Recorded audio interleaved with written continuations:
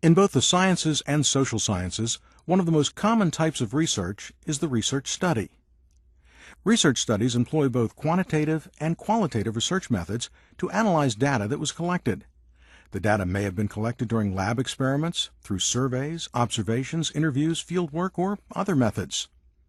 Quantitative research involves statistical or mathematical analysis of data.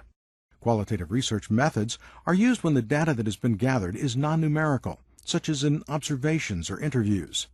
Depending on the field, you may also hear research studies called empirical research or experimental research. Research studies are different from other types of research that are conducted in the sciences and social sciences, which include theoretical research, literature reviews, and individual case studies. Often, you can tell if something is a research study by reading the abstract or summary of the article.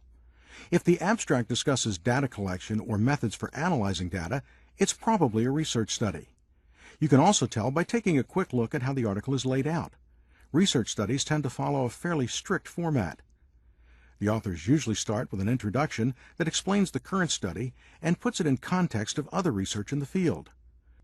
This part often includes a literature review that lists other research studies that have been published on similar subjects. Next, you'll find a methods section.